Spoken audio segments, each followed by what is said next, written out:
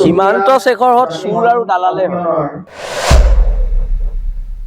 ইতিহাসত সদায় বদন বৰফুকনৰ জেগাতে লিখা থাকিব দালালৰ শাৰীত লিখা থাকিব।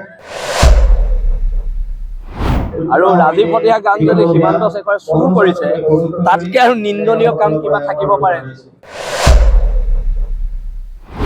সীমান্ত শেখৰত চুৰ আৰু দালালে হয়। আৰু চুৰ আৰু দালালৰ ওপৰত মন্তব্য কৰিব নাই। আজি ৰাজীৱ হতীয়া অমৰ হৈ গ'ল, কিন্তু সীমান্ত শেখৰহঁতৰ নাম অসমৰ ইতিহাসত সদায় বদন বৰফুকনৰ জেগাতে লিখা থাকিব দালালৰ শাৰীত লিখা থাকিব। আৰু ৰাজীৱ হতীয়া গান যদি সীমান্ত শেখৰে চুৰ কৰিছে তাতকে আৰু নিন্দনীয় কাম কিবা থাকিব পাৰে। পিছে চুৰে চুৰ নকৰি কি কৰিব? চুৰে চুৰে কৰিব। আমাৰ ল'ৰা এতিয়া 7জনকৈ জেলত আছে। অসম জাতীয়তাবাদী যুৱ ছাত্ৰ পৰিষদৰো এজন সদস্য জেলত আছে। বীৰ লাচিত সেনাৰ সৈনিকৰ বা আমাৰ খিলঞ্জীয়া মানুহৰ অধিকাৰ আমি সাব্যস্ত কৰিবলৈ যাম। জেল যোৱাটো স্বাভাৱিক কথা। আমি ভাবো জেল আমাৰ সদস্যৰ কাৰণে অলংকাৰ হয়, আৰু জেলত যিমানে আমাৰ সদস্য যাব জাতি সিমানে শক্তিশালী হ'ব বুলি আমাৰ দৃঢ় বিশ্বাস। চৰকাৰৰ মতে নহ'বতো, যেতিয়া জাতিৰ বিপদ হ'ব প্ৰতিবাদ হ'ব। আমি গণতান্ত্ৰিক এটা ব্যৱস্থাত আছো। গণতান্ত্ৰিক ব্যৱস্থাটো কোনো চৰকাৰে নস্যাৎ কৰিব নোৱাৰে। এখন তালিবানী শাসন ইয়াততো চলা নাই। ইয়াত এখন গণতান্ত্ৰিক চৰকাৰ চলিছে, জনগণে ভোট দিছে। তাৰপিছত চৰকাৰ কোনোবা মুখ্যমন্ত্ৰী হৈছে, কোনোবা মন্ত্ৰী হৈছে। কিন্তু এটা কথাটো হৈছে, যেতিয়া চৰকাৰে জনগণৰ বিপক্ষে কাম কৰিব তাৰ বিৰুদ্ধে প্ৰতিবাদ কৰিব। দিৱসৰ দিনটোত আজি আমি ডিব্ৰুগড় জিলা সমিতিৰ কুচৰাজমুখী ছাত্ৰ সন্থা উদ্যোগত অনুষ্ঠিত হোৱা 515তম চিলাৰায় দিৱসলৈ আহিছোঁ।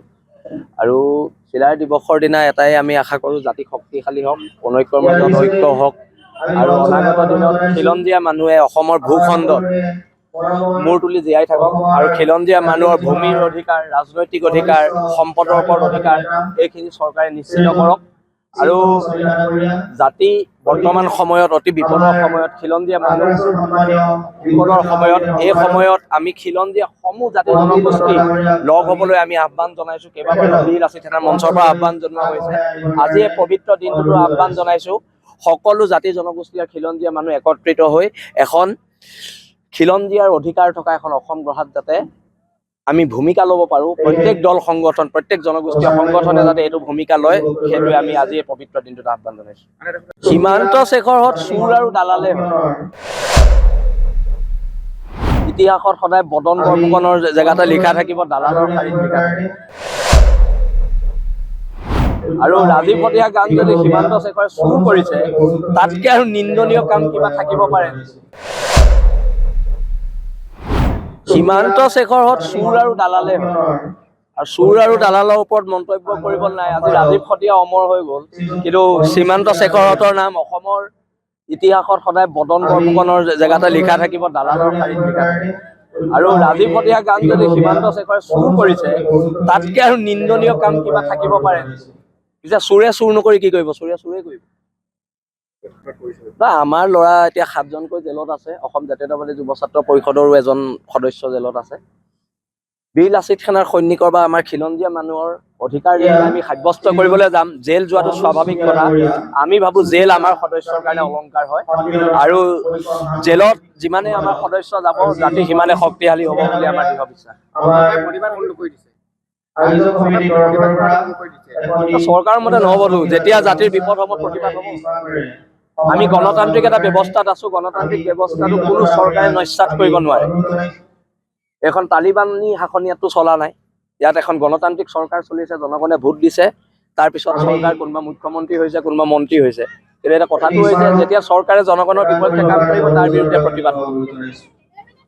দিৱসৰ দিনটোত আজি আমি ডিব্ৰুগড় জিলা সমিতিৰ কুচৰাজমুখী ছাত্ৰ সন্থা উদ্যোগত অনুষ্ঠিত হোৱা 515তম চিলাৰায় দিৱসলৈ আহিছোঁ।